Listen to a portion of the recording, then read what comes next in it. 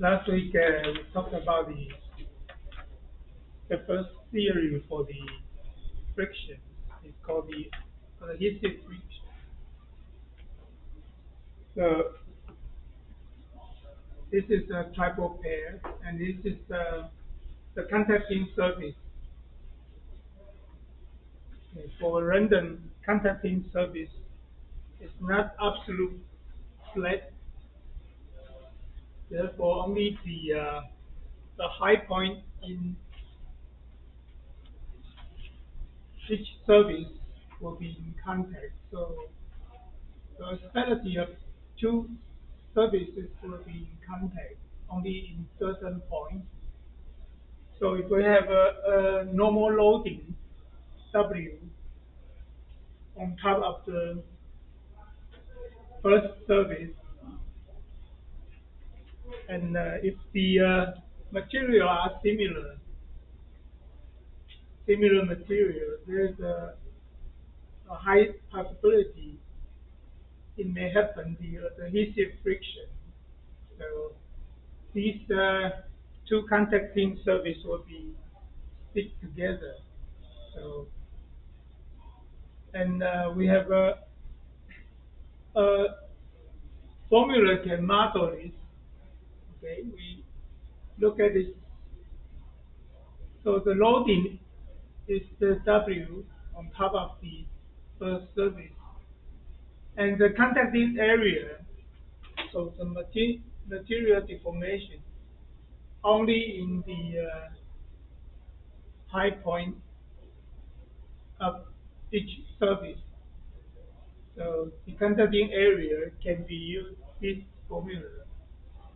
So A the area A is equal to the W divided by H. H is the hardness of soft material. So you have the first body of first surface, second surface. So the H is the hardness of the soft material.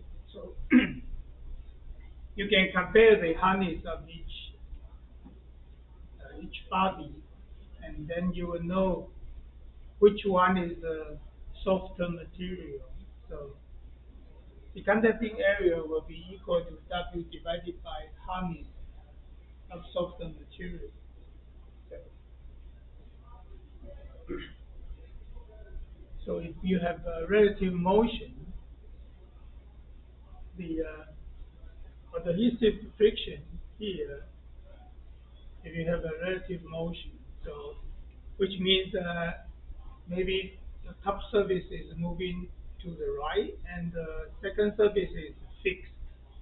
So you can also have a relationship to know about the adhesive friction is equal to the contacting area multiplied by the shear strength of the connecting junctions. Okay, so the shear stress is also from the softer material. Okay, so for the adhesive friction, it is easy to know the contacting area, the adhesive friction, the friction force is equal to the contacting area multiplied by shear strength of softer material. So the contacting area and the friction force, shear, I mean the adhesive friction force, they're all related to the softer material. So it's independent of the hard material. Okay, and for the coefficient of friction, we know coefficient of friction is equal to the friction force divided by the normal force. Okay, So therefore, we use these two relationships substitute inside here, and you will know for the adhesive friction, the coefficient of friction is equal to the shear strength divided by the hardness. So the shear strength and the hardness are both from the softer material. Okay.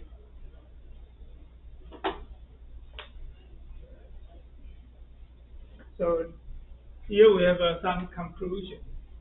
It's, the shear strength S and the hardness H of soft material decide the value of the adhesive coefficient of friction. So this means whatever property of the other harder pairing material, the coefficient of friction for the adhesive will not be changed. Okay, so it's independent. This mu A is independent of hardened material.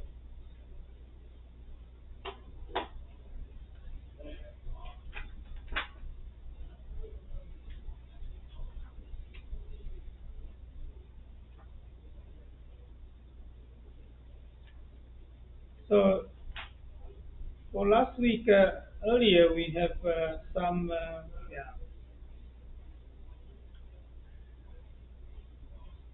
observation. So for the dry friction, the friction force or friction coming from first is adhesion, the other one is deformation.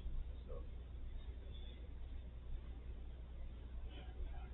so this is the relationship for the adhesive friction.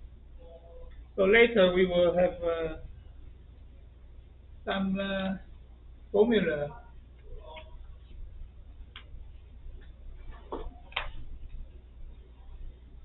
to talk about the deformation. So we have two different assumptions.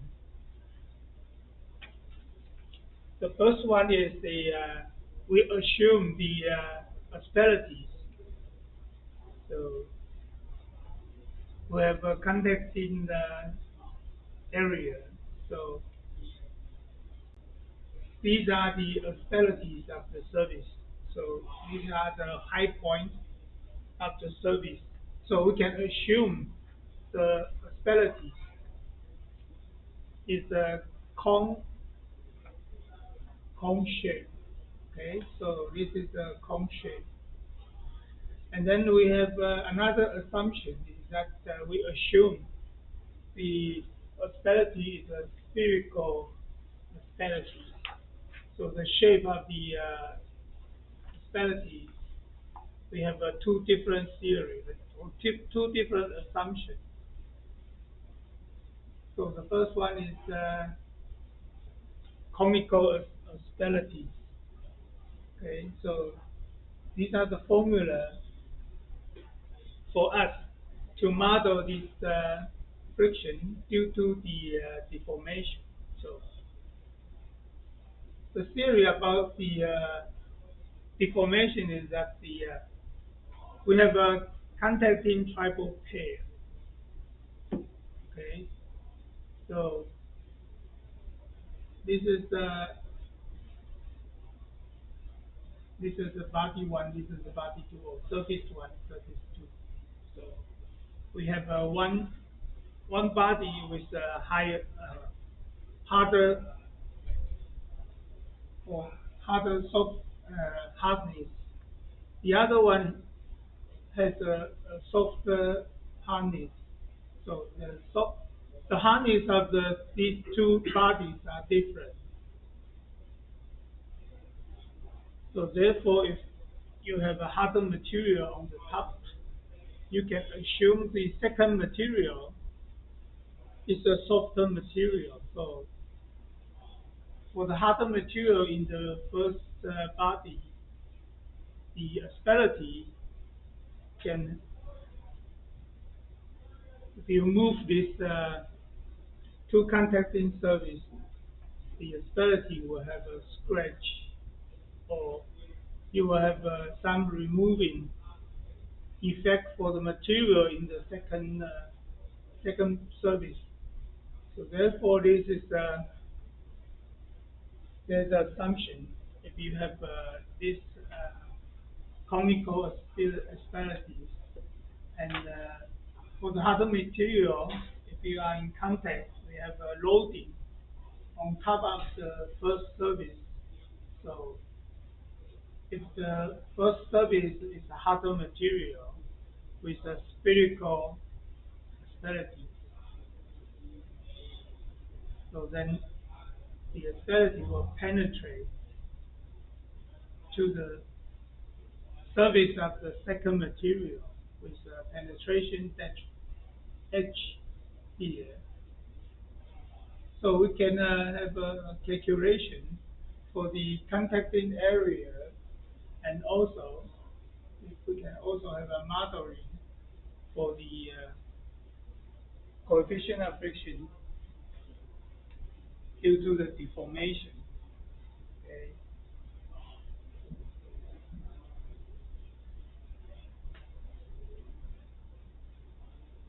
So here we have some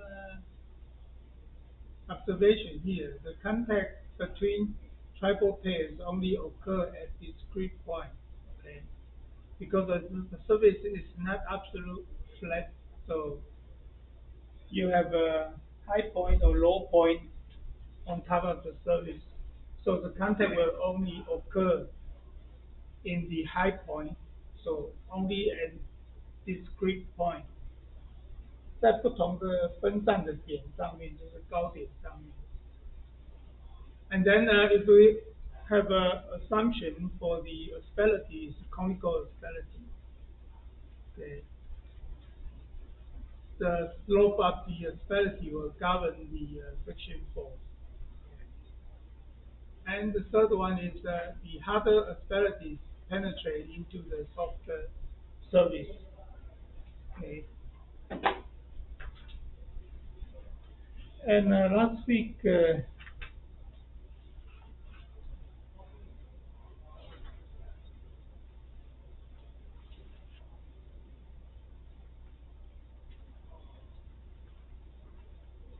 give a formula to you.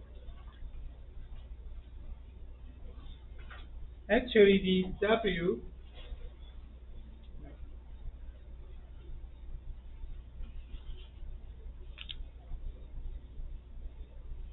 you see here, W is equal to the contacted area multiplied by the RV.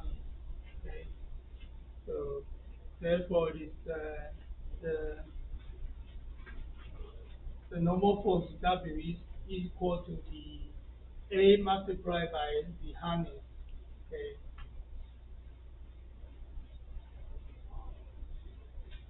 And here is the conclusion for the coefficient of friction. So in your textbook, there is no footnote of D. So this is related to the deformation, okay, purely for the deformation, under the assumption of the conical relatives. Okay. So here we have we assume there are n contacting asperities, okay, of the hard material in contact with the flat soft material. So the vertically projected area of the contact is equal to this one. So this is the surface area of conical asperities. So you have n points. So this is the total contacting area.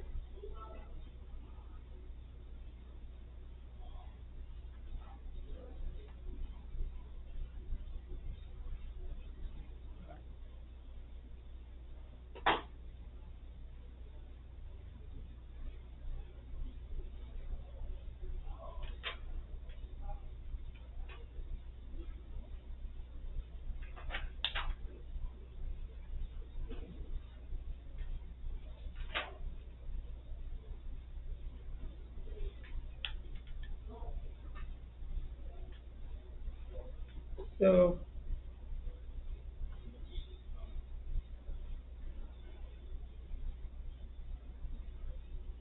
so with a different conical angle, right?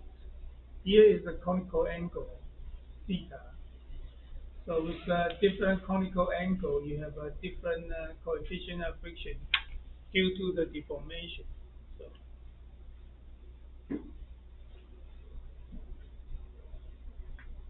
so with smaller the theta angle, you will have a higher coefficient of friction for the deformation. So if you increase the angle of theta, so which means if this conical angle is getting bigger, so into the 90 degrees, so it's flat. So therefore, you have a smaller contacting coefficient of friction. So this is just substitute the data, the numerical data into the formula, and you can look at the gradual change of the coefficient of friction due to the deformation.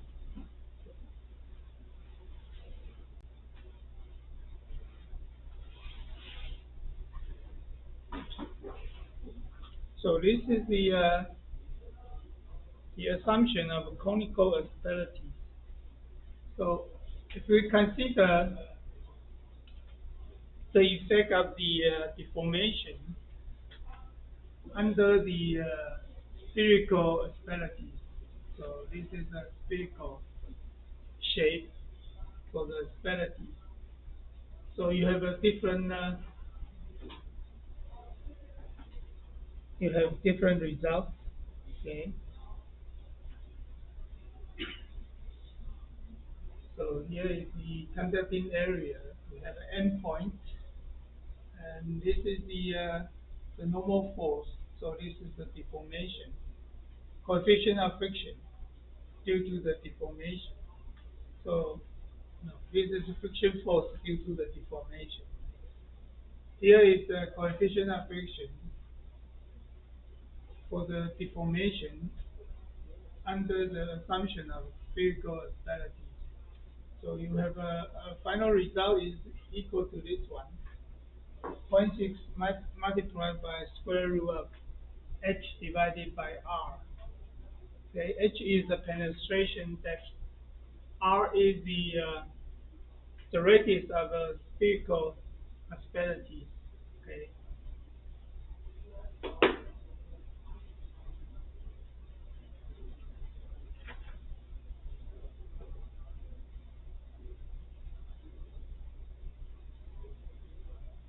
so basically you can look at your textbook. You have a summarize here.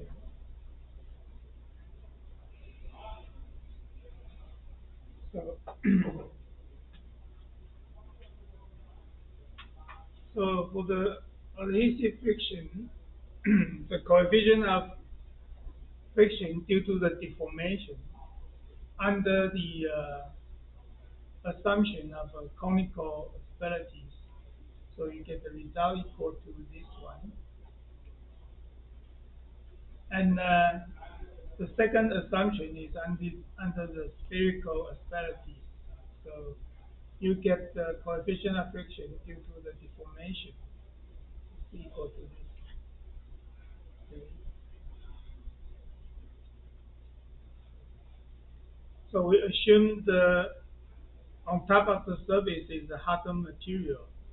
And the second one is a soft flat material. So this hard material will plot on top of the surface tube. Okay. So the softer material will be removed some of the top material due to this asperity. Okay. So this is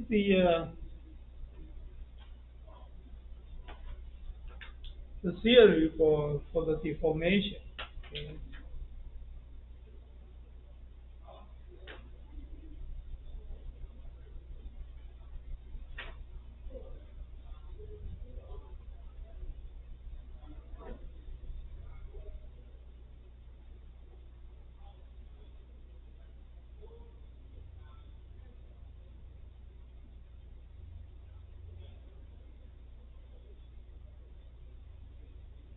So here are the assumptions.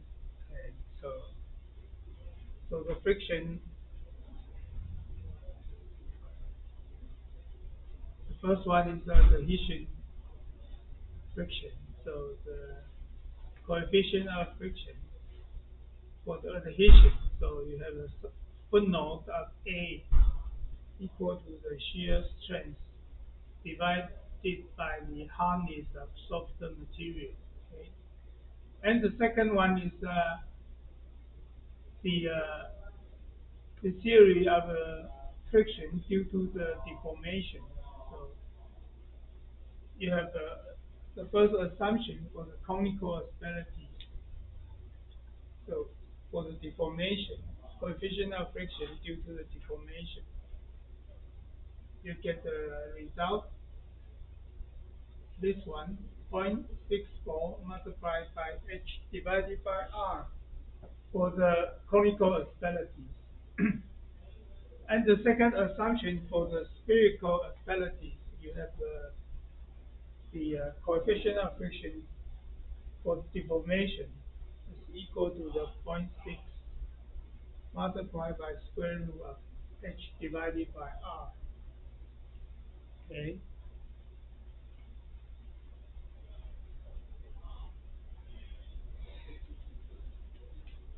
and we have another look for the how we can define or determine the coefficient of friction using the solid mechanics. So if we have adhesion happen between the tribal pair, service 1 and service 2. So, which means that you have a junction. Maybe you can look at this one. Yes, this one. So, if there are these two services are in contact, so you have adhesion happen here. So, which means you connect together. So, so this path is called a junction.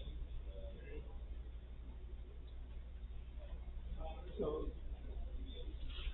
junction 就是连通的通道。Okay? So the junction growth between these two materials.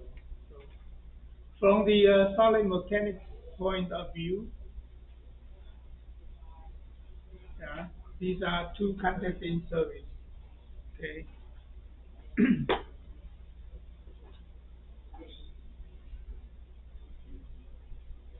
So we have some,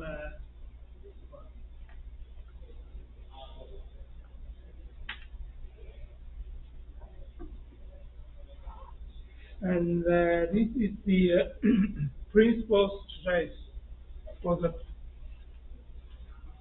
uh, for the planar force. So the stress in x direction and stress in y direction. And also we have also a shear stress in XY surface. So the principal stress can be using this formula. Okay.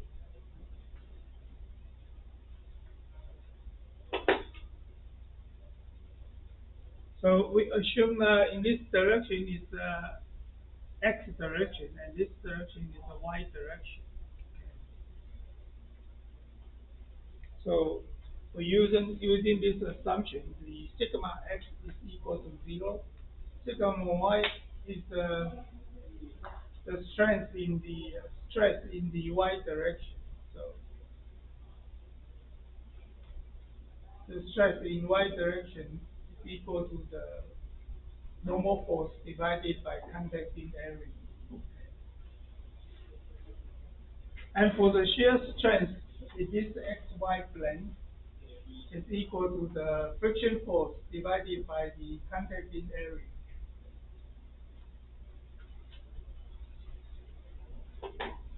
So by substitute this into this formula, you will get the result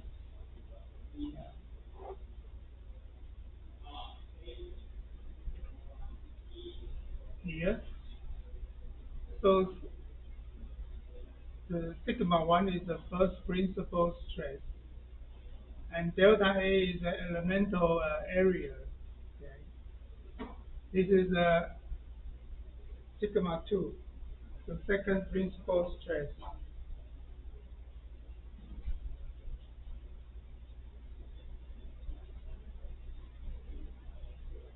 So you have the first equation minus the second equation. You get this result, so this was removed. Okay. And then you have 2 square root of delta W divided by 2 square plus delta F square. So delta F is the friction force. So the W is the normal force from the tribal pair. Okay. So you can also look at the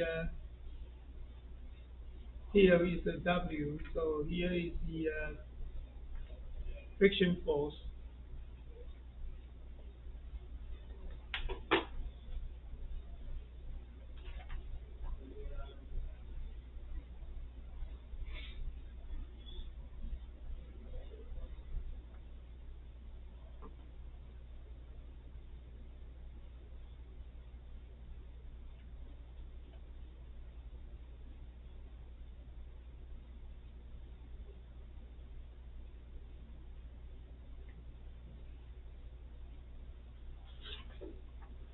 So we have some different assumption for this one. The yield stress of the material is equal to the first principal stress minus the second principal stress.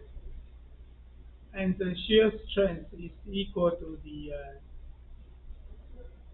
half of the yield stress. Okay. So probably you have a wrong result in your textbook, I think. Yeah.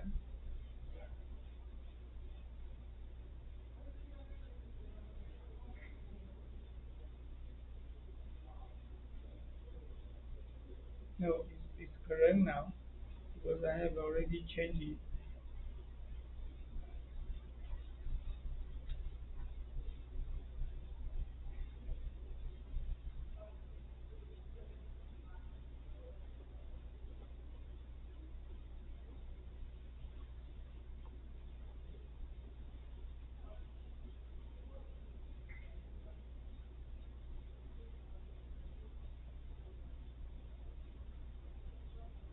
So here is delta A multiplied by shear strength.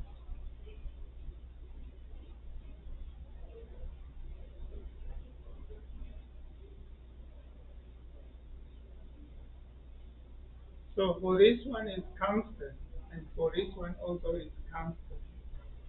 So the material, the shear strength of the material is a property, is a constant property. And this one, the normal force is also constant under the condition of the loading condition.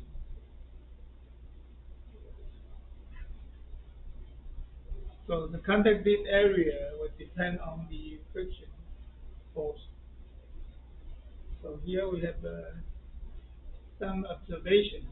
The area of contact will increase with the increasing of the friction force till the force reach its limiting value.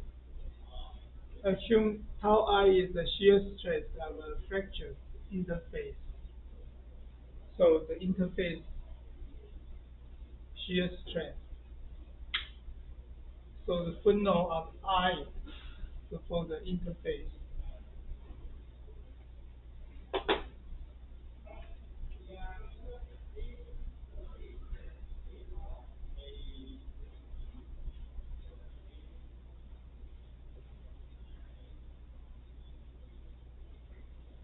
So this is the equation. So this is the same equation. So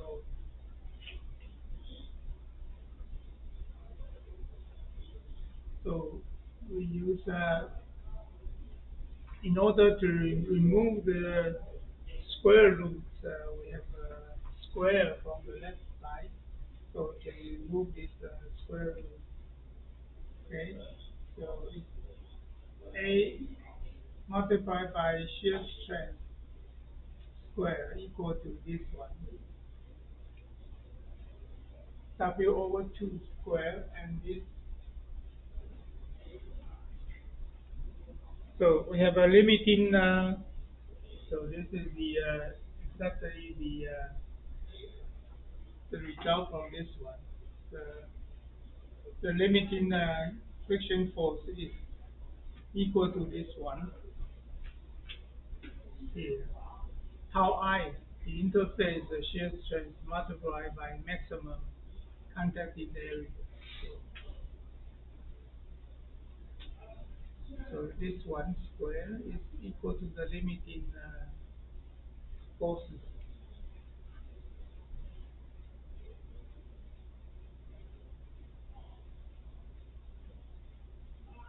So the coefficient of friction for the junction growth, so it's equal to the what? This is the friction force divided by the normal force. Okay. So we substitute this F limiting using this one, and the W probably you can use this one. You know. Wait.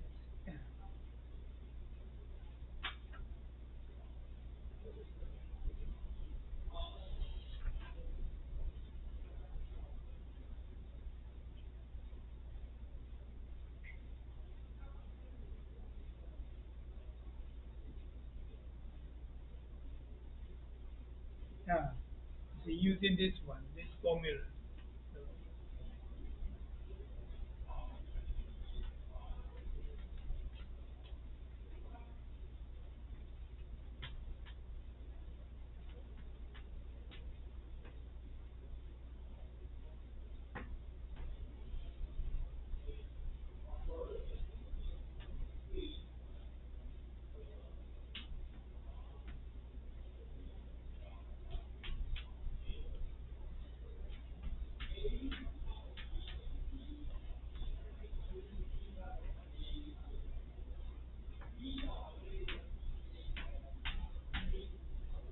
So,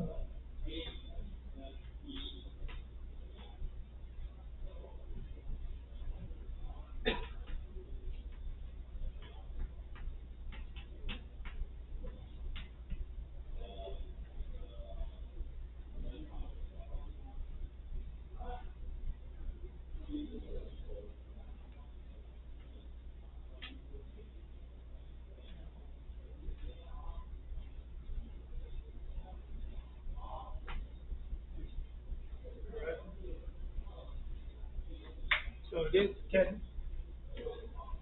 the W can be obtained from this. So we substitute the W into here.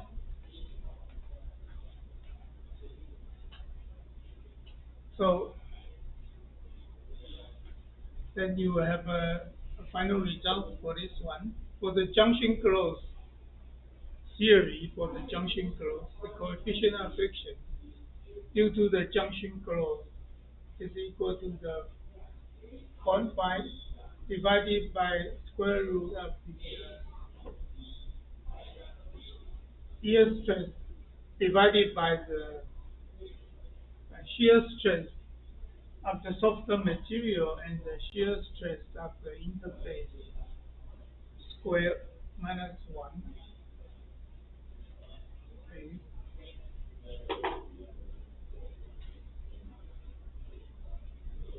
So this uh, Hawaii is also related to the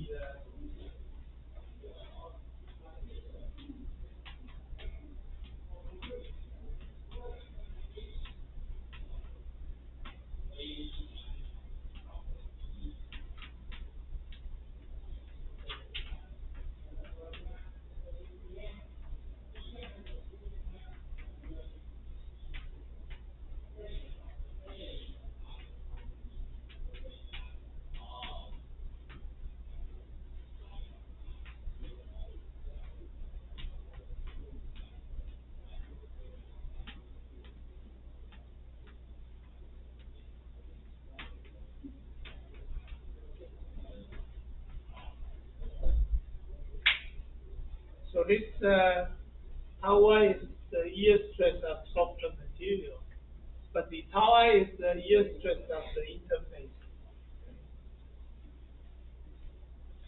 So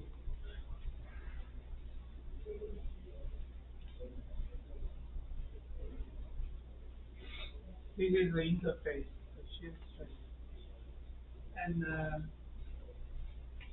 tau I is the yield stress of the softer material.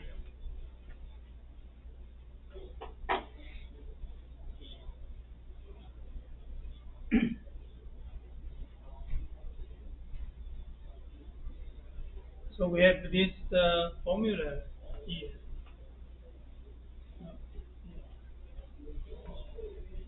So this is the coefficient of friction for the junction close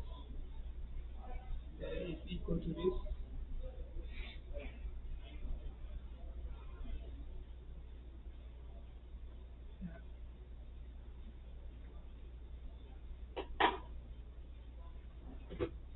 That's a good,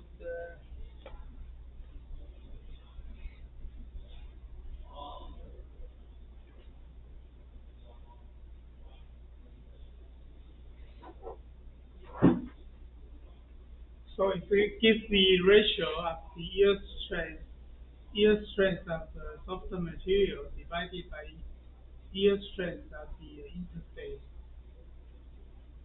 we substitute the numerical data 1 to 99 into this. So you would get the coefficient of friction due to the junction close.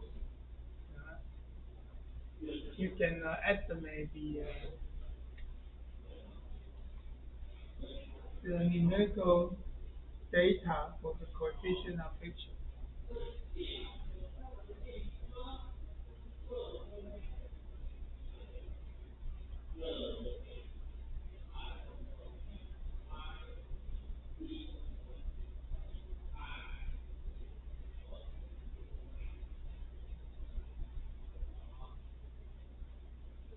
So if we have a stronger shear strength of the interface, so this one is bigger than the softer material shear strength. So then you will have a very large coefficient of friction due to the junction close. Okay. So you just substitute the number of this into this formula.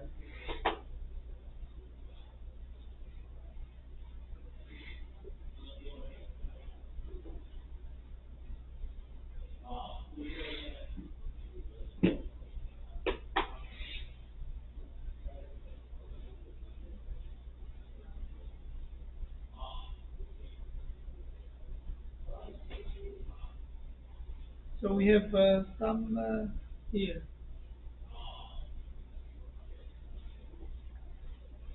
We have some limitation. So the above analysis apply only to the clean surface.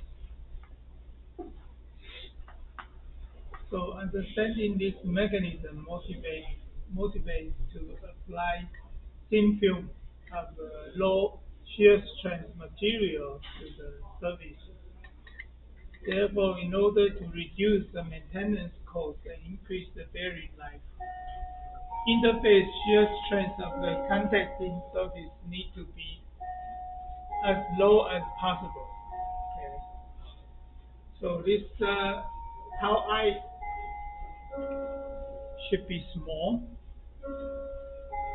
because if tau I is bigger than the shear strength of soft material, then you will have a very large coefficient of friction. So this is the observation for this one.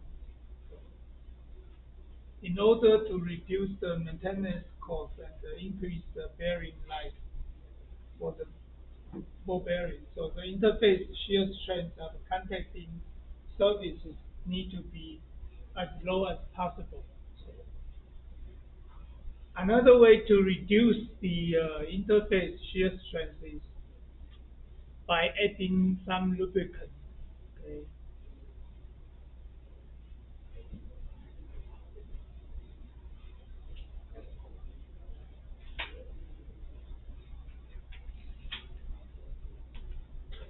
Okay, we'll take a break. Yeah.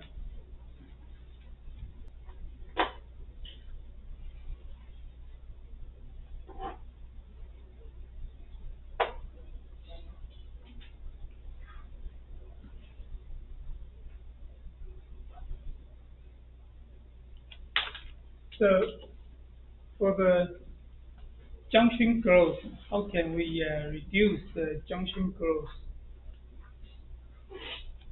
So the first is the contamination. So if the surface, you have a few molecules thick oxide layer encounter with the metal in there on top of the surface can reduce the friction. So the friction could be zero point 0.1 to zero point 0.3. So, so the and if you have some contamination on top of the surface, it can reduce the possibility of the junction growth.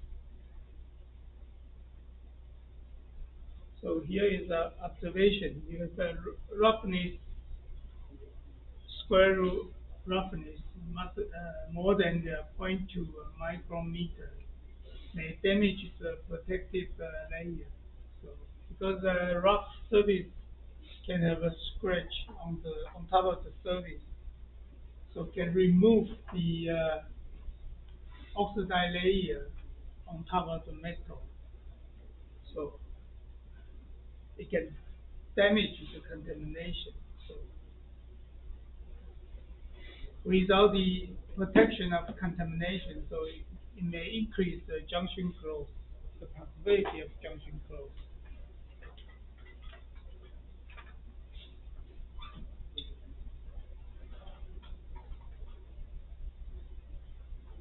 So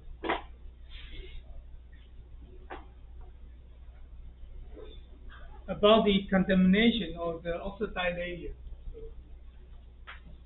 我们讲这个污染，通常就是讲氧化层。氧化层的话，就是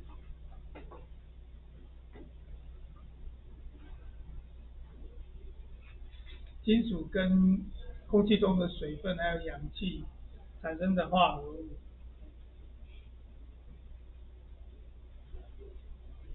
So we have a different combination for the weak metals with a weak oxide layer, or you have a weak metal. What we call a weak metal is a ductile material.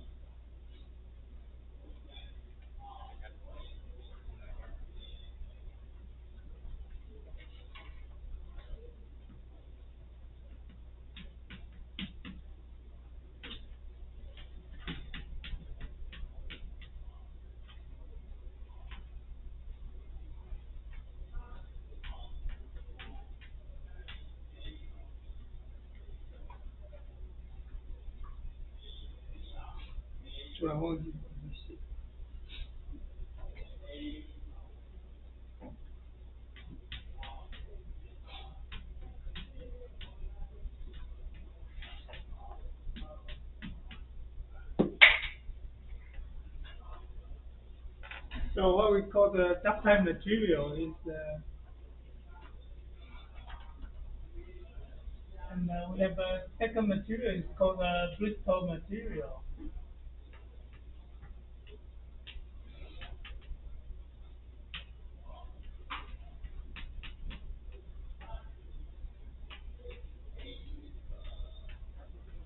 So this is a typical brittle material. Ceramic, cast iron, or glasses. So other than this, usually for most of the metal is ductile material. Okay. So what we call here weak metals is ductile metals. Okay. And we have a first combination is a weak metal with a weak oxide. We have a weak metal with a strong oxide. We have a strong metal. Strong metal is which means it's a brittle material. Okay, it's a brittle metal. Okay. We have a strong oxide. What we call a strong oxide is the oxide layer is difficult to remove, called a strong oxide. So the oxide layer will stick to the on top of the surface, on top of the metal surface. Okay. And what we call a weak oxide is that the oxide layer is easy to remove. Yeah. The oxide film easily broken, rapid junction growth, and high coefficient of friction. So if we have a junction growth, we have a high coefficient of friction. Okay. So here we have this, for example, is Indian and gold.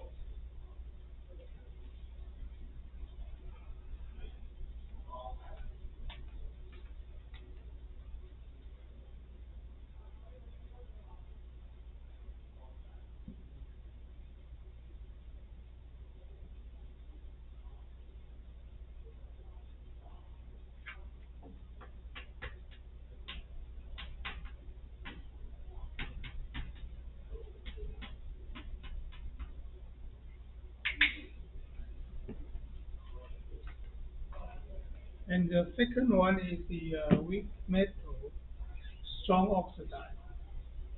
The transition from the low to high coefficient of friction as the load increases. So, for example, it's a copper and iron.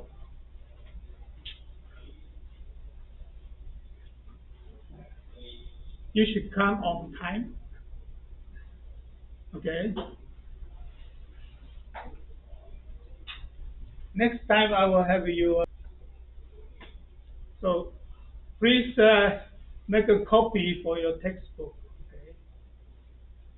I suggest you to make a copy and bring to the classroom.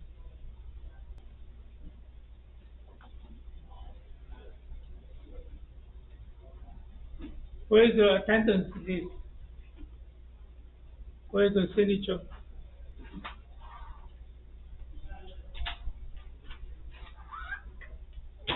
So typical example is this copper and iron, cast iron. Okay. And the third situation is a strong metal with a strong oxide. There is a low coefficient of friction at all loading conditions. So the example is a strong steel and chromium. Okay. So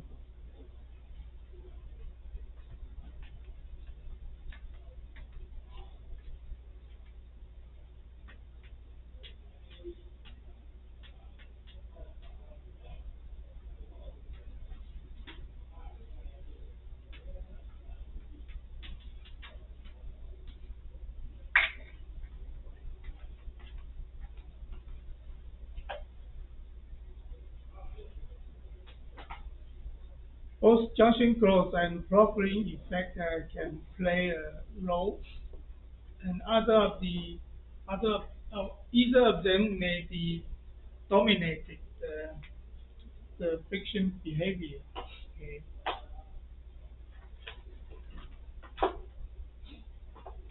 So we can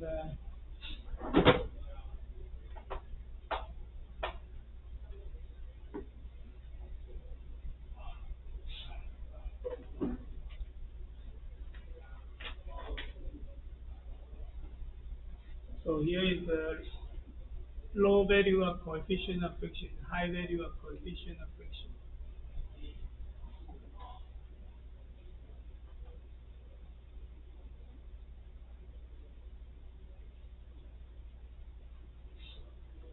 Here is we so-called the second is transition area. Okay.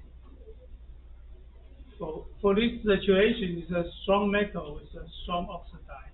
So you always have a very low coefficient of friction. So on top of them is the weak metal with weak oxide layer. So in that case, you will have a very high coefficient of friction.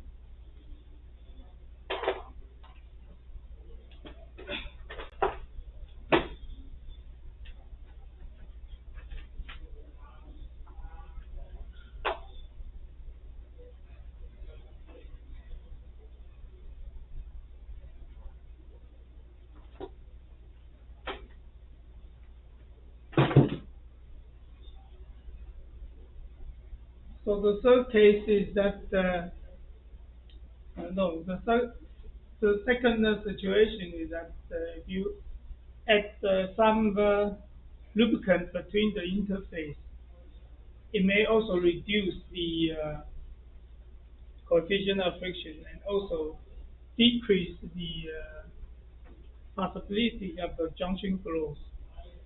So if the lubricant is presented between the interface, can reduce the chance of a junction growth. Okay.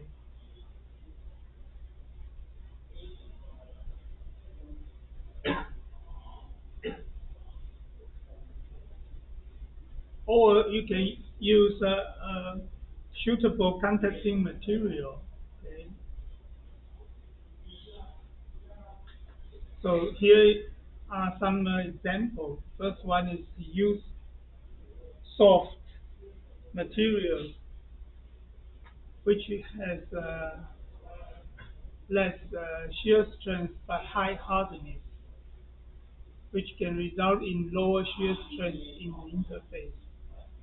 And the second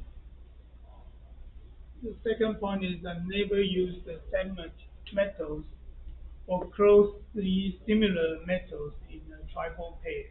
Okay. So if you use the same material or same metals or even the similar metals, you tend to have a higher coefficient of friction.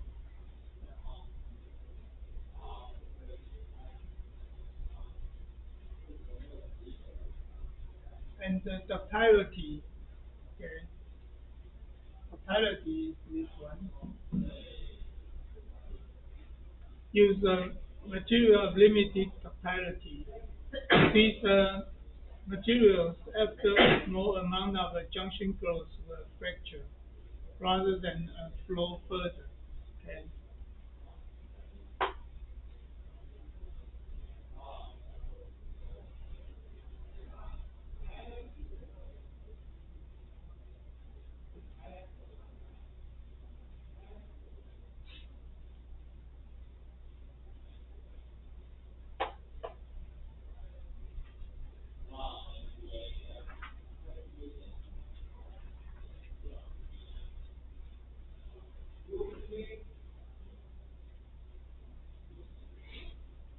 So the next one is well, we discussed the dry friction.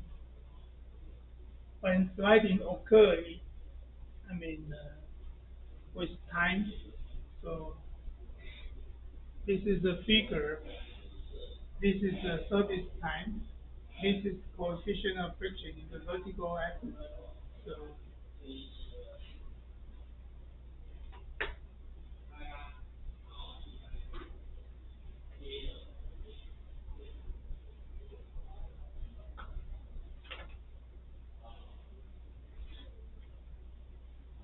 we have several lines. I think if you look at the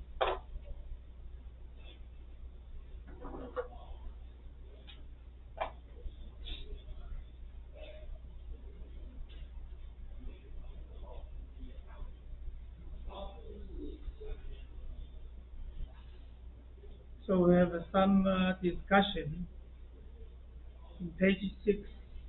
Okay. So probably this one, the first blue line is the coefficient of friction between the interface. So in the beginning, in the beginning of the service, so when you start using the new machine or new component, so due to the components are new, so the coefficient of friction will be big. Okay. And then gradually you are running in, so the coefficient of friction will be reduced significantly. So at certain period of time, after service a certain period of time, so the coefficient of friction will maintain a constant value. Okay.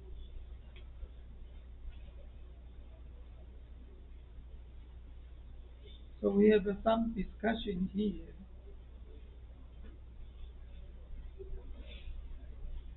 So sliding in dry contact, so which means dry friction without any lubricant. So in the beginning you have a run-in period，就是我们讲的磨合期啊，新的机器都有磨合期。During the run-in period, the coefficient of friction will be very big. So that's why when you first buy a new car, so maybe the first 2 or 3 or 500 kilometers, you should try not so fast because it's a run-in process. The coefficient of friction is very big, so maybe you should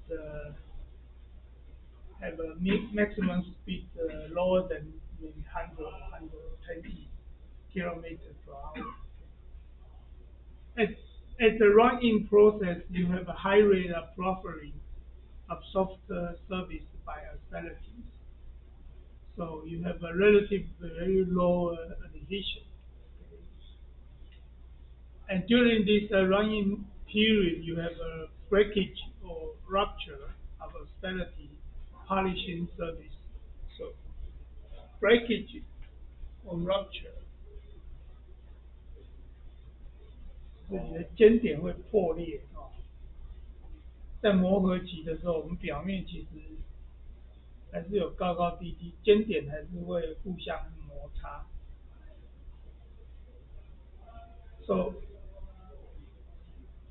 reduce profiling coefficient, but increase coefficient of adhesion. So on the removal of contaminating layer, the adhesion coefficient will be increased. Okay. So you have a different discussion with a different line. You can have a look in your textbook for the after the figure 219. You have several discussions for the line 1, line 2, line 3, line 4, line 5, line 6. Okay. These are the experimental results. So You can have a look for that. So, so far we have already discussed four different theories. The first one is theory of the adhesive friction. The second one is theory of friction due to deformation. The deformation with the first assumption of conical asperities, and the second assumption is spherical asperities. Okay, so we have also fourth theory of junction growth. So you have a coefficient of friction due to the junction growth. Yeah. So the junction growth is, well, you can look at the textbook.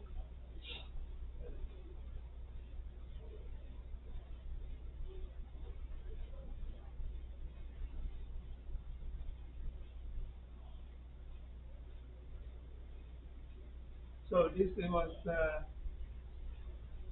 proposed by the Broaden table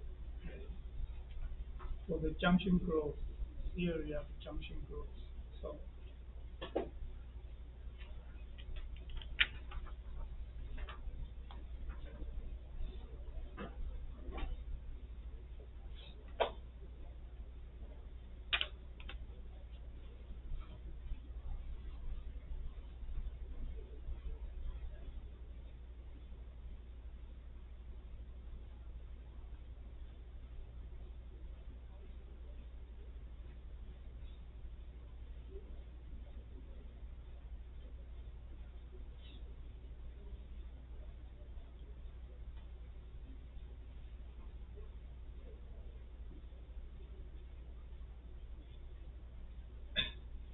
the next topic is the loading friction. Okay. So the coefficient of friction due to the loading. So we have a phenol with R, okay, the mu R. It's generally smaller than that caused by sliding action. So we have some adhesive friction and also some deformation. Friction due to the deformation. We are talking about the tribal pair in relative motion. So it's a sliding motion, okay, without any lubricant. So it's under dry friction condition. Okay. So for loading, the loading friction compared to sliding friction is desirable, okay, because the coefficient of friction is smaller. So if the relative motion for your mechanical mechanism or your machinery is necessary, if we always need the relative motion between different members, so we will prefer using the loading friction because the coefficient of friction is smaller than sliding.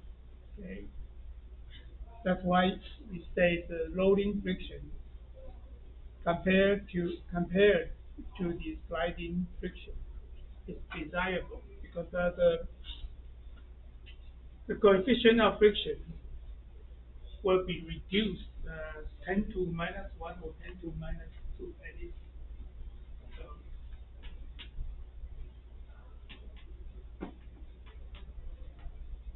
in some cases, you have also even smaller.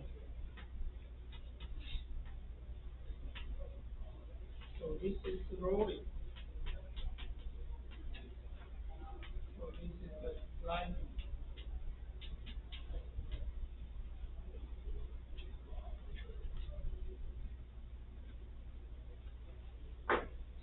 We are talking about the dry friction condition.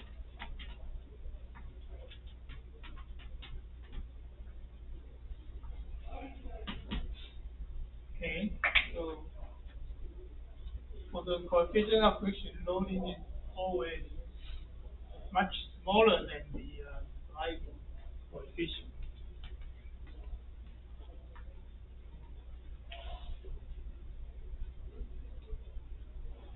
So the loading is defined as the force required to maintain steady loading divided by the load carried by the roller. Loading friction coefficient often depends on the hardness of contacting solid. On increasing hardness of elastic deformation under load, decrease.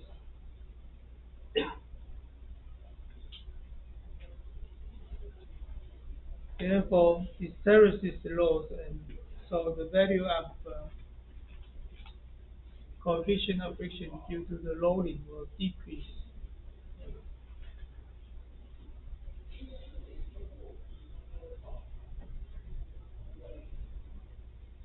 For this one, later on we will explain. So, for the hard steel roller, the coefficient of loading friction ranging between 0.01 to 0.001. So this is a typical value for the linear slide or loading bearing, okay, compared to the sliding coefficient. Okay.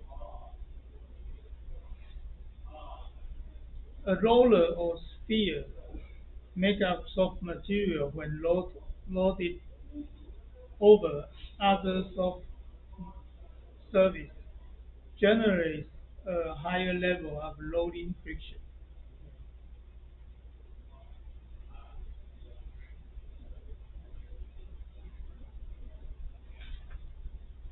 So this is the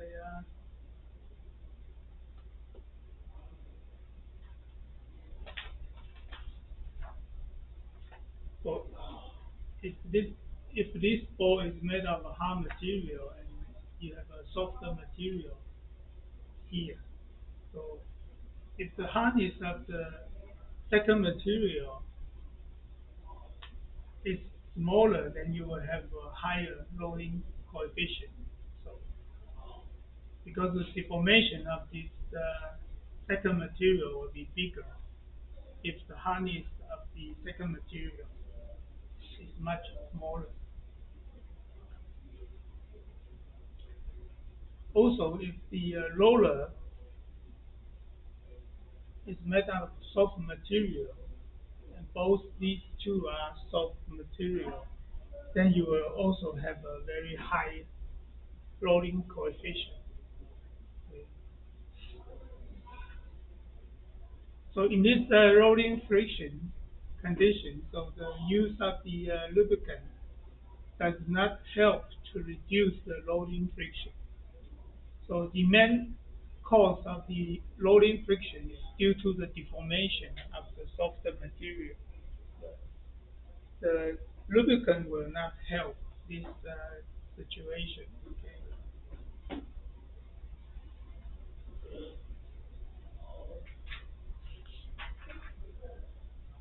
So in order for the loading coefficient, you want to choose these two fiber pairs. It is the hardness for the materials you need to select properly. So if you have a very soft material, then the deformation will be increased tremendously. So,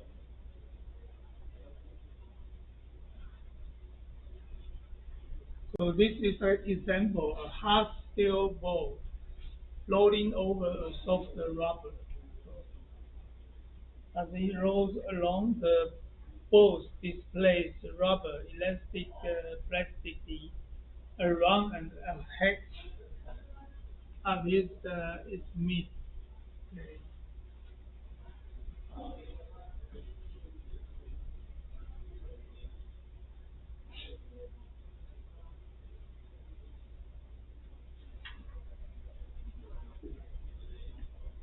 So we have some discussion here. With a very bouncy rubber, rolling friction will be lesser compared to a very salty rubber. So you can look at this one. For if we have a harder rubber, the rolling friction will be smaller compared to the soft rubber. And the deformation of the metal decided the magnitude of the rolling friction.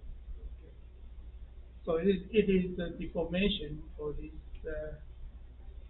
second material that will decide the magnitude，就是其实这个的变形量会决定那个摩擦系数的大小，magnitude is 大小。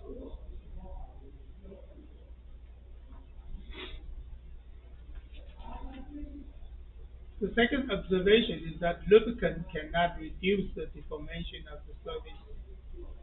Therefore, lubricant have very little effect on the rolling friction. Okay? It is the deformation that causes the main coefficient of friction, that causes the friction. Okay? So the lubricant will not help to decrease the deformation.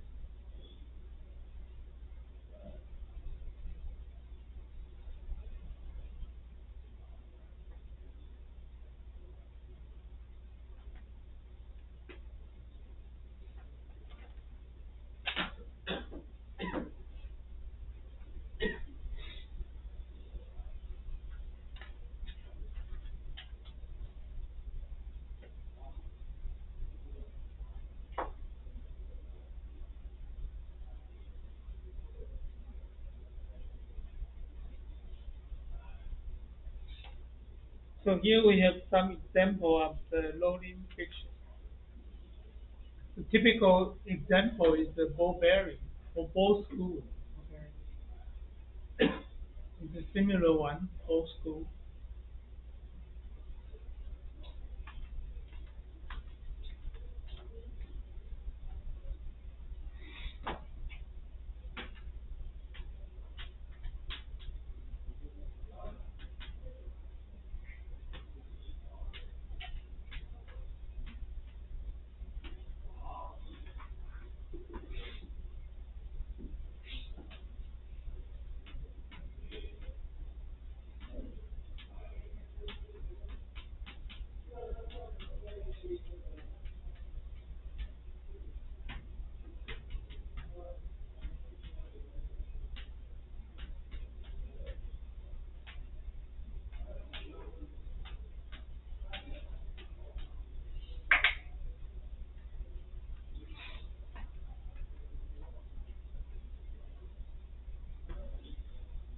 So we have a similar situation for the ball screw.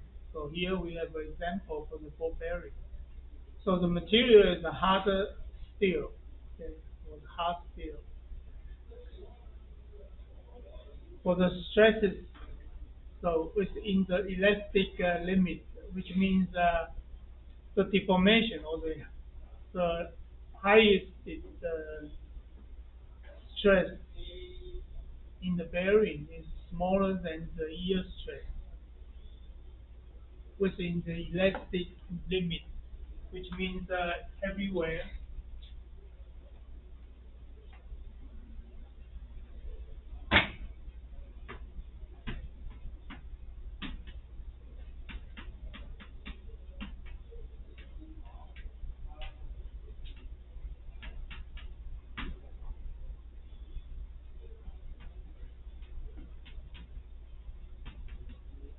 Okay.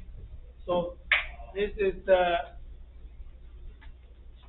this means the stress in the ball bearing is always smaller than the material yield strength. So, which will guarantee the material is within the elastic limit. Okay.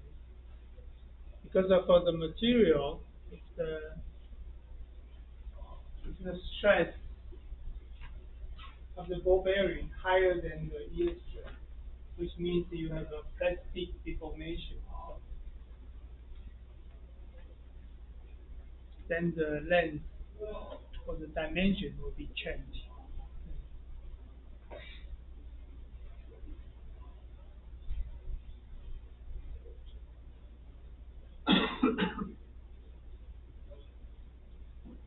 So we also have some history this loss is less than 1%. Okay.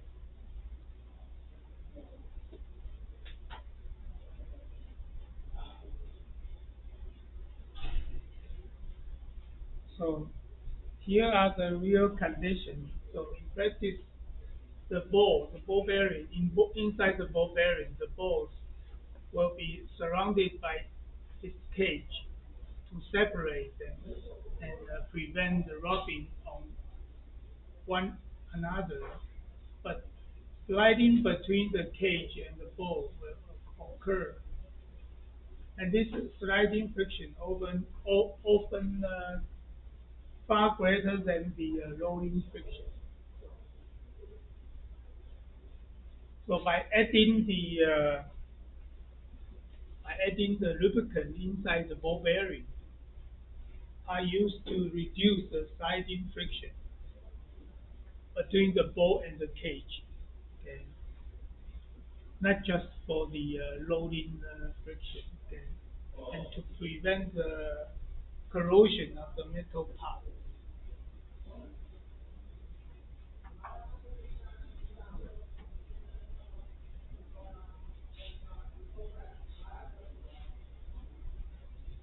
So here are the stress and strain of the ductile material, metal material. Okay, so maybe I should change it then into an English one. So this is the yield stress for the for this stress and strain chart of the metal. Okay, so this is the yield stress. So usually for mechanical design, we use the design into this proportional elastic zone, which means if you apply some of the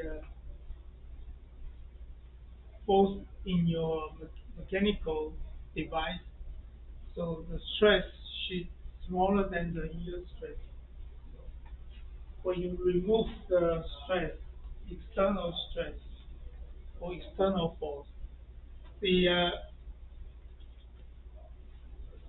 the strength of these members will be reduced to the zero. So you can repeatedly use the, your mechanical device. So once you have the stress bigger than the yield stress of your material, then you have this one, plastic deformation. So I will try to find out an English one to present you this one. So then you have a plastic deformation. In that case, you have this. This is called the failure of this metal because you have plastic deformation. So when you remove the external force, the elongation or the deformation will not become the strength will not become zero. So,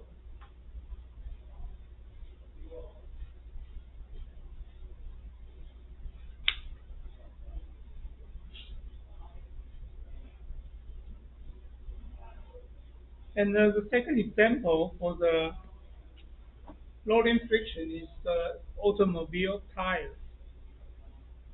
So in the free loading, the tire is deformed and it needs the road service and recover the leaf. So if there is a negligible slip between the tire and road, the energy loss is not large. And the coefficient of friction for the tire is approximately equal to zero point zero 0.01 to zero point zero 0.03.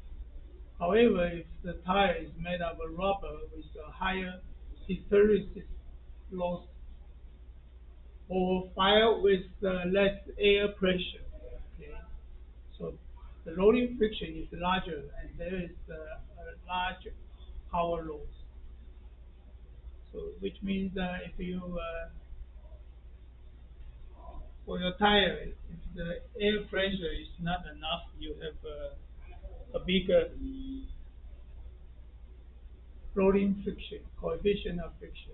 Okay, so we have a high hysteresis loss by tire with the increase of controllability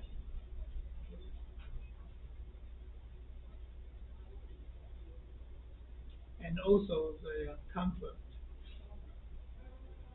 So for the automobile tire is designed for the control loading friction. It's another design uh, for the automobile tire, how you can design the proper coefficient of friction during the rolling condition.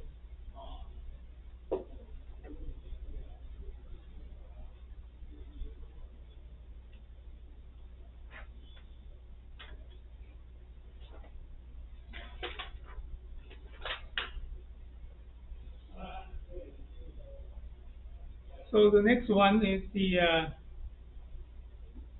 talk about the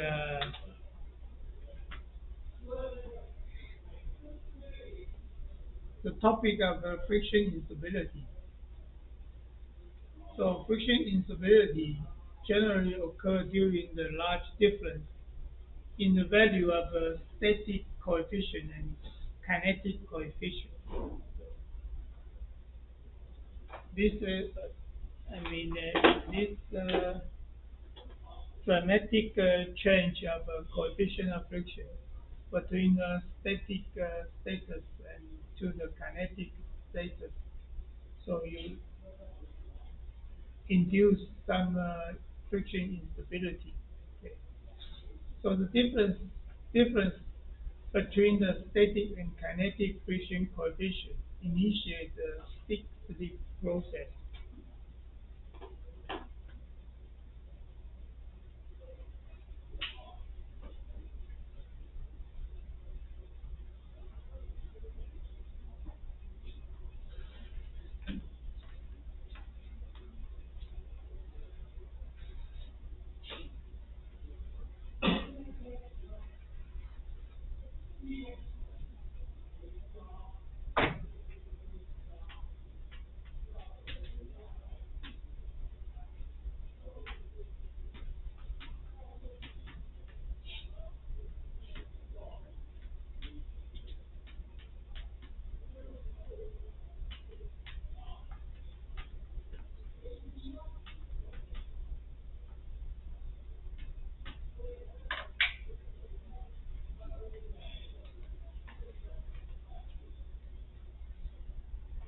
So this is very famous.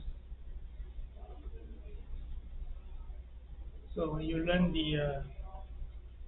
after you complete the course of tribology, and somebody asks you what is the stick slip, you need to know how to answer it.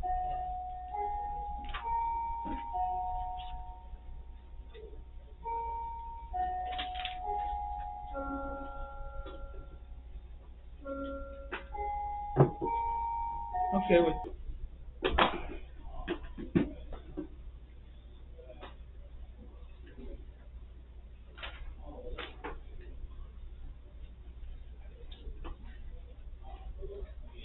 So slip is the present. Is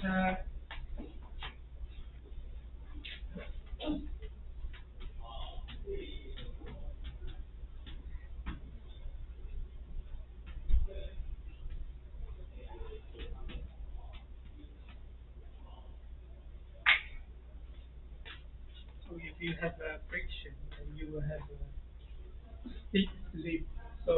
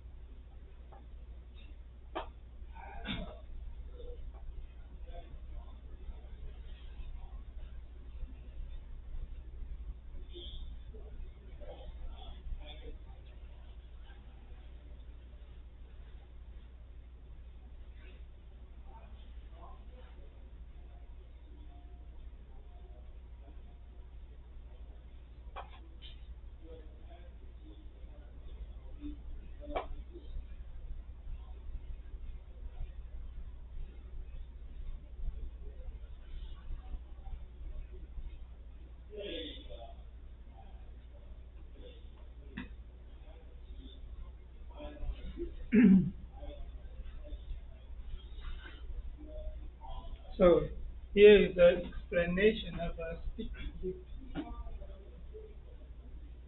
This is a tri system. So you have a linear drive with a ball screw. Okay, and another drive is the hydrostatic bearing plus the hydrostatic ball screw. So so we have a incremental small step control in the guideway system. So in this case, we have each time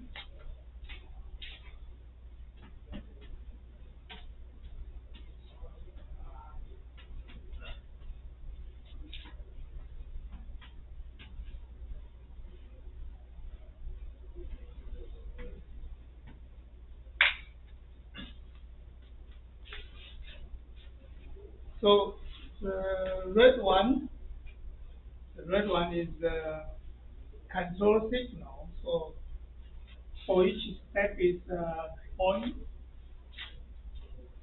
0.1 micrometer. So we have a very small incremental move for your linear drive system. So the red one is the control signal, and the blue one is the actual. You can measure it,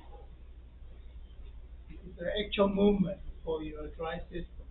So on the left hand side is the full screw plus linear drive system. So this is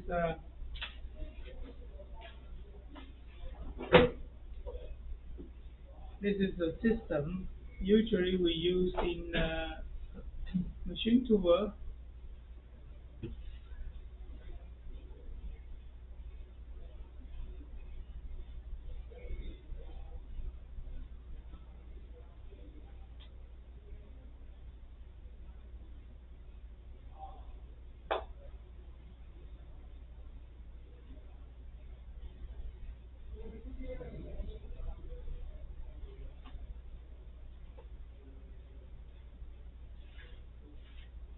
So you have a linear drive system. It's a full screw. The screw nut is attached to the work table, slide table. So this is both screw. And this is the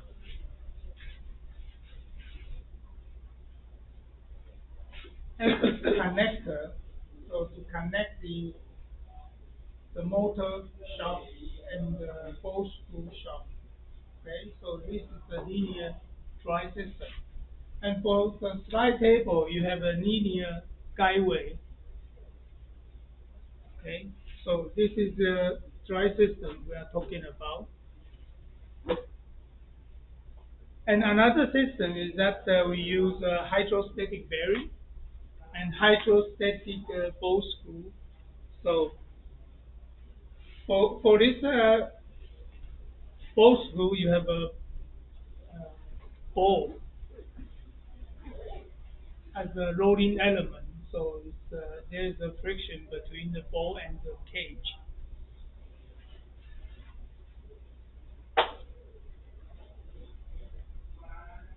So let's look at this one. So this is a traditional drive system with the linear guideway and also linear and also both screw system. So you give a control signal to move incremental steps. So each the control gives a signal to move every time 0.1 micrometer. So this is control signal. And the blue one is the actual measurement for the axis for the slide table movement. So in some time you have for example, for this one, so the movement is more than zero point 0.1 micrometer. It slipped to the point 0.6, 0.6 micrometer. And some you give a control and it's not movement. So there is no movement. So it's called a stick. Sometimes it's stick, sometimes it's more than your, I mean, the movement is more than your control signal. And for the hydrostatic bearing and hydrostatic axis, or if you have another what, linear motor, so it's a magnetic bearing between the drive system and the slide table. And for this one is the hydrostatic bearing or air bearing, so it's a non-contact drive system. So if you give the red one is control signal, and the blue one is the actual measurement for your steps. So it follow all your movement, the control signal. So each time you move, and it more or less 0.1 micrometer. And for this drive system, you can use in a precision machine tool. And for this one, you cannot use in precision machine tool, especially for the submicron meter. So if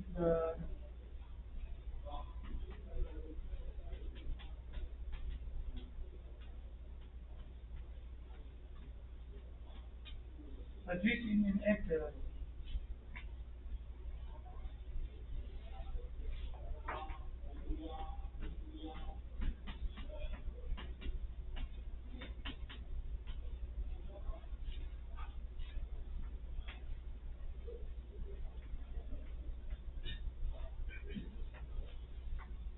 So usually if the position accuracy is smaller than 1 micron, it's very difficult to be achieved by the both tools.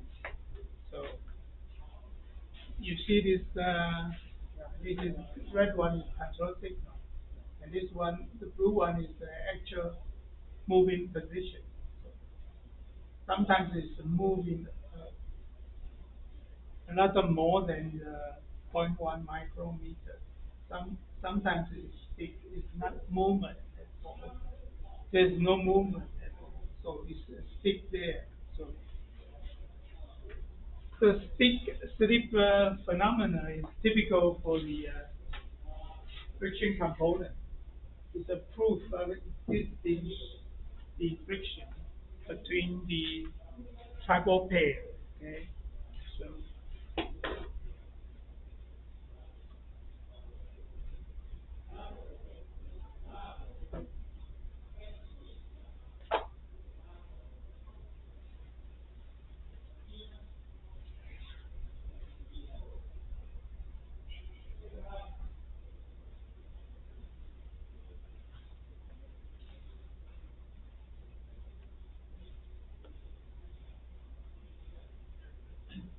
so the possible reasons for the stick slip phenomenon is the interlocking of spherules during the stick phenomenon, but separation during the sliding.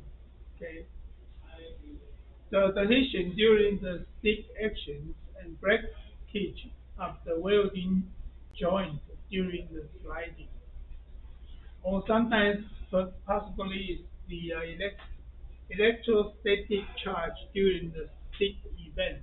So due to the electric static forces, it stick together. Okay, or it's interlocking for the asperities. We have already mentioned before. I think it's in this slide. Yeah, here. This is from the early 18th century, proposed by Coulomb for the dry friction. So the friction is due to the interlocking of the asperities. So the asperity move in the valley in the bottom surface, so it's locked together. Okay.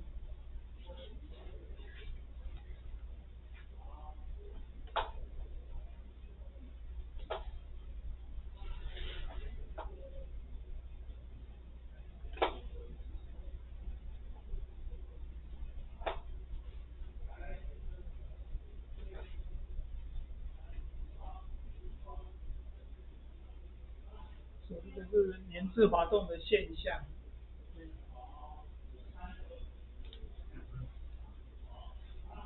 These are the three possible reasons for the stick slip. But you have to know is the existing of friction, so you will have a stick slip.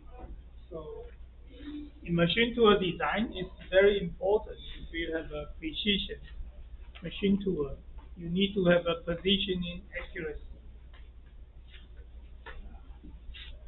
smaller than 1 micrometer，就是你工具机定位精度1 μm 以下的话，就是你的传动系统要选择什么是非常重要。如果选螺杆跟滑块，就一定会超过1米5，就是因为零式滑动没办法精准定位。所以一般超精密加工机就是用静压轴承，或者是用线性马达。线性马达就是磁浮的，非接触式。静压轴承也是空气或者是油压轴承，它们两个是分开的。其实就是我们前面讲的，它是那个动压润滑，它的油膜厚度非常厚，所以它其实是分开的。对。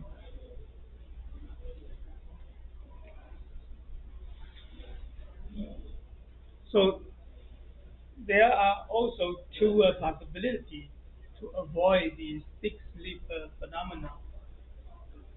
So we can also increase by increasing the operating speed or reduce the difference from the static coefficient of friction, static coefficient of friction, and kinetic coefficient of friction.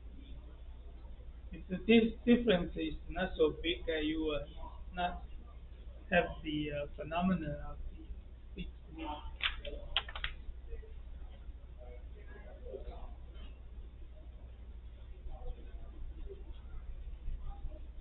So here we have some friction model for the stick slip.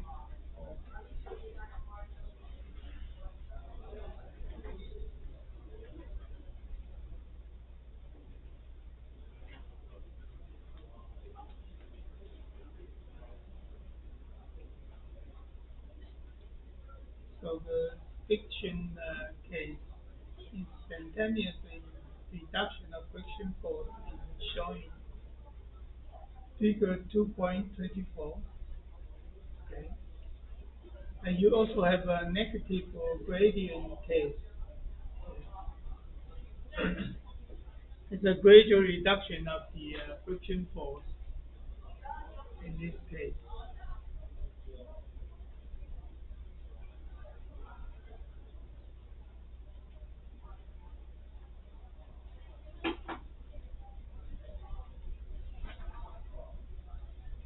But so far it's ongoing research for the friction model. So far, so the friction already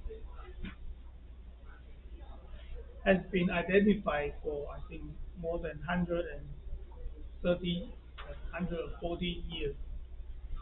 But still, we didn't have a analytical model for the friction because it's so complicated. The friction is related to the temperature, related to the humidity. So, so it's a very complex problem to model it.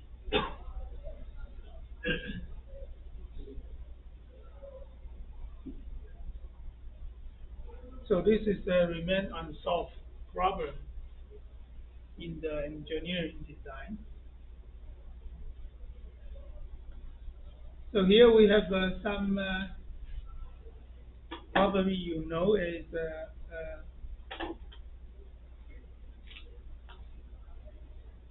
mass screen system for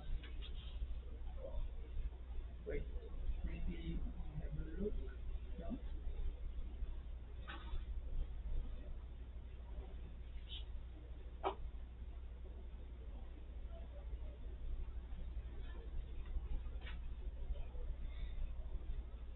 Yeah. This is the case. So we have two. Let me look at this. One, only one. It's a case of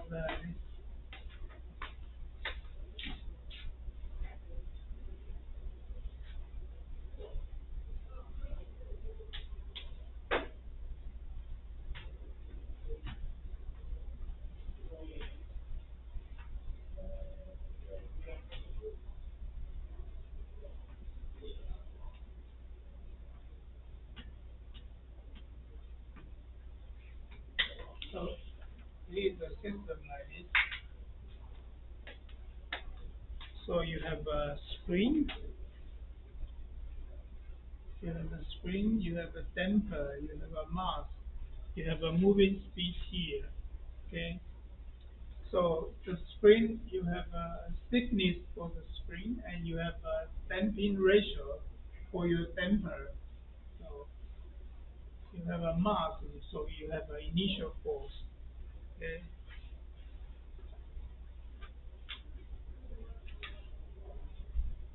And we know that if we want pull this mass and remove it, and this mass will have a vibration. So this is called a natural vibration, okay? Called the unforced vibration.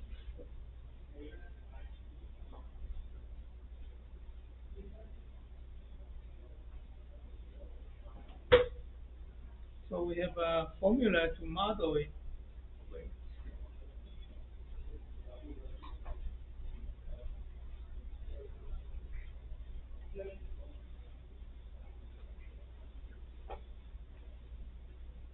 So this is a mathematical modeling for the system. Okay. So this is for the natural vibration. It's called this one. So actually, it's the so this is the ma multiplied by c x dot. So this x dot, this is a velocity, and this one is the double dot for the double directed over time to the distance. So this is acceleration, and this one is the spring force. So the x is the deformation for the spring. So because once we remove it, there's no force existing. Here is the zero, so it's unforced damping, unforced vibration for this system. So this is the first equation for the vibration. So I don't know if you have a course for the vibration, you must courses. So it's interesting to take this course if you have a vibration. So then we can solve this problem. So it can be uh, changed into this form. So this is the epsilon, and this is omega, and omega n is the natural frequency, natural vibration frequency of the system. So this natural frequency of vibration is this is a natural property for your system.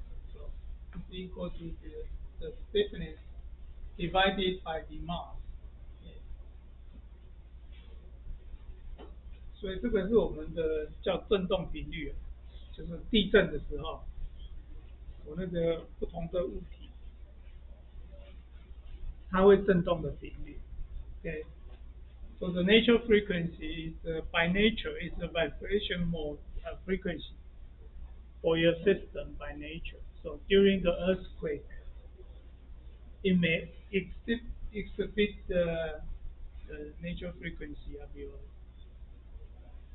building, or even for your design of machinery or automobile. So every property or every device you've got a natural frequency for yourself. Okay. So why the earthquake will cause the building to collapse if the vibration frequency for the earthquake is identical to your natural frequency. So the magnitude of the vibration will escalate.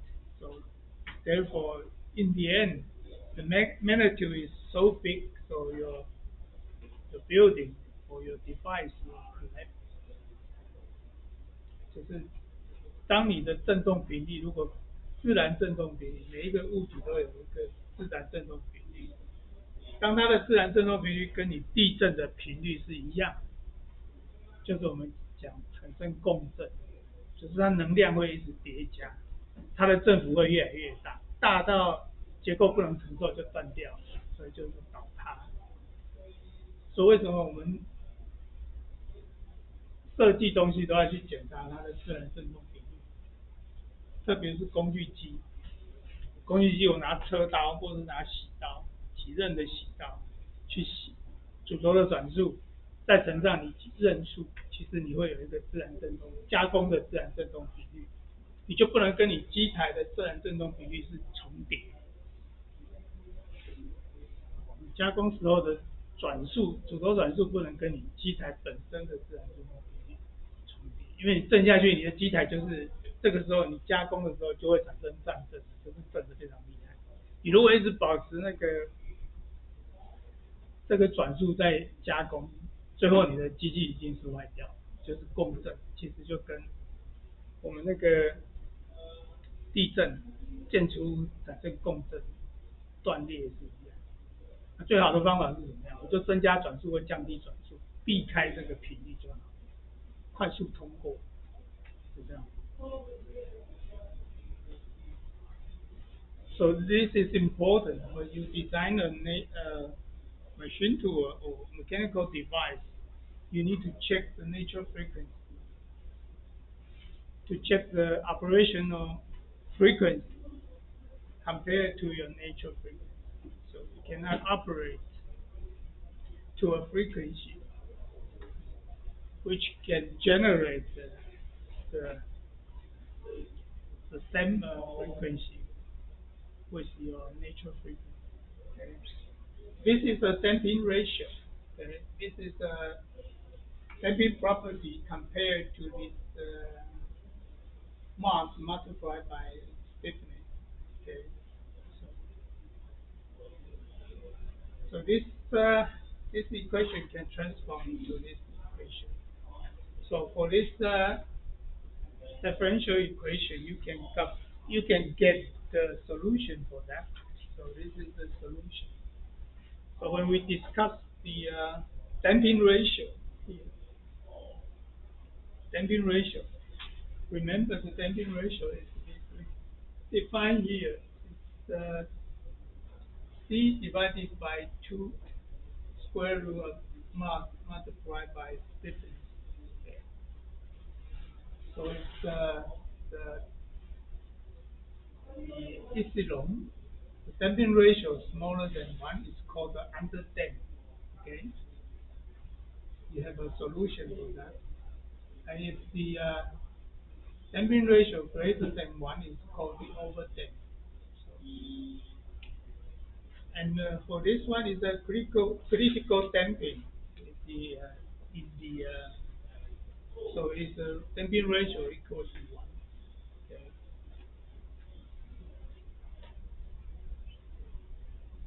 So when your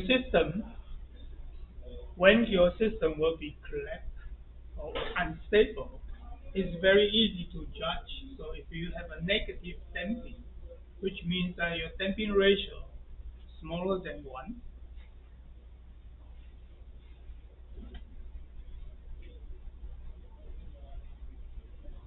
so this is you have a positive damping. So what is positive damping? Damping is a property to dissipate your energy. 所以其实阻尼的话，damping 就是阻。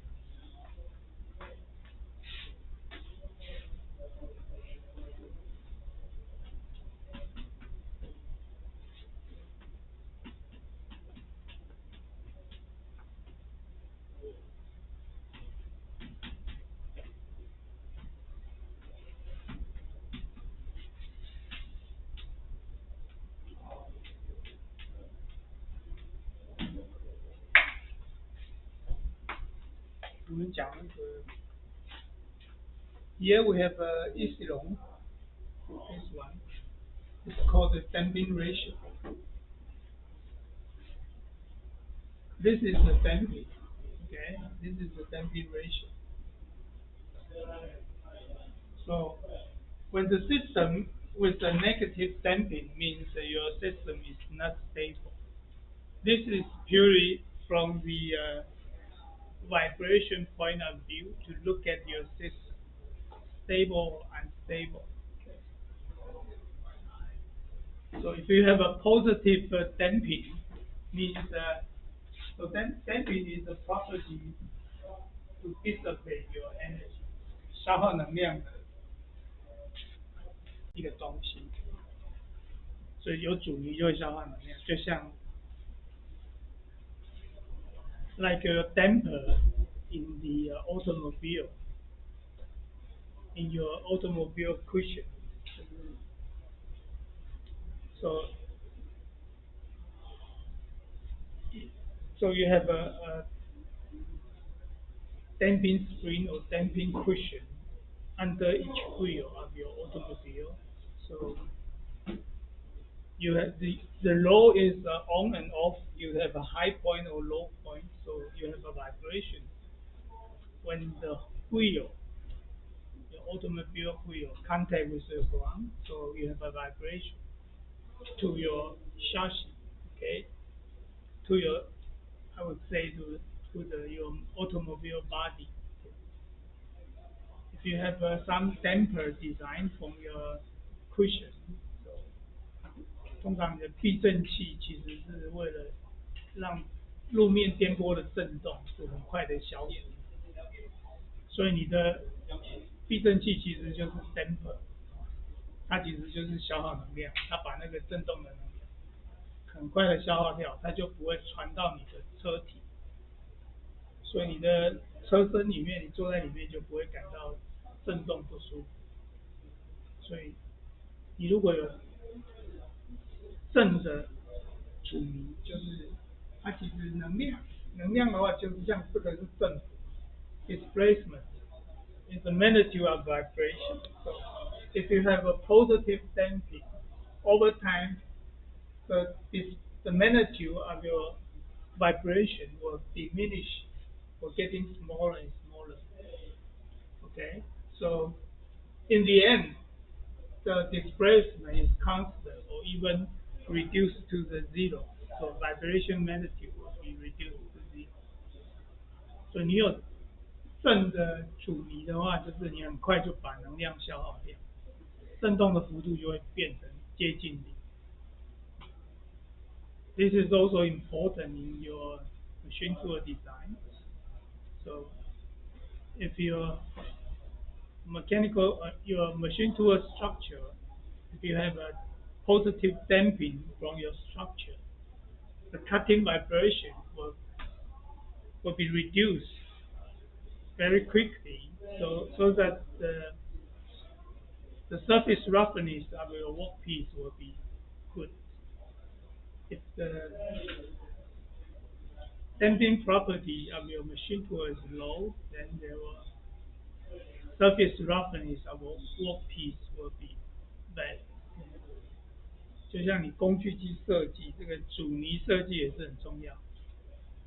我如果有切削有震动，我要赶快让它消失，不然它就反映在我工件表面的正纹上面，表面粗糙度就会不好。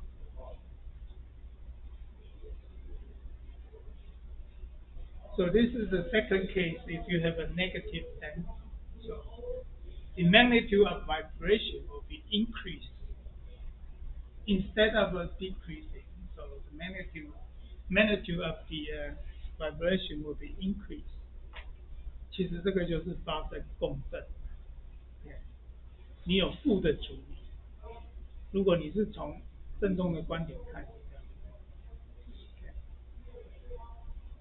，so negative damping will cause instability for your system. In this case, the vibration will escalate, so will be escalated.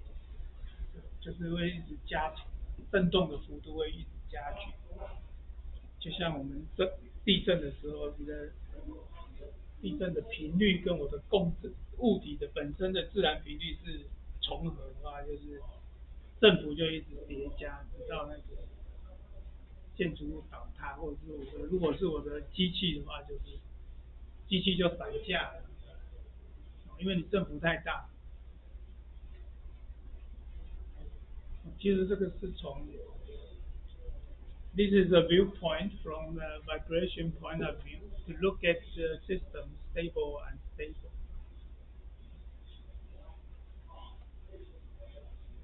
你不管是你如果将来还是想从事机械业，我是觉得你们要去修一修振动学，不管你是去工厂还是去继续做研究，你至少去了解一下这个是什么意义，振动。有些课其实是必修的，真的。你如果还是要做机械业的话，就像我会建议学生都要去修有限元素一样，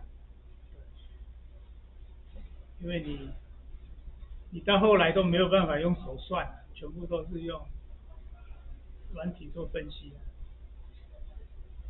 你与其将来学，为什么不现在学一学？So it's a strong recommendation if you can take a vibration course if you have the opportunity.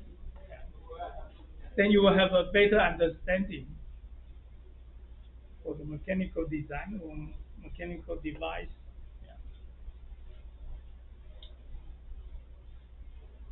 Okay.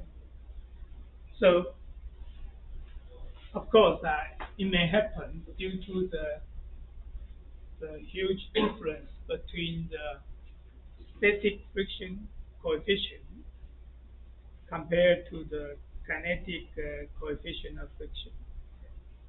It may cause friction instability.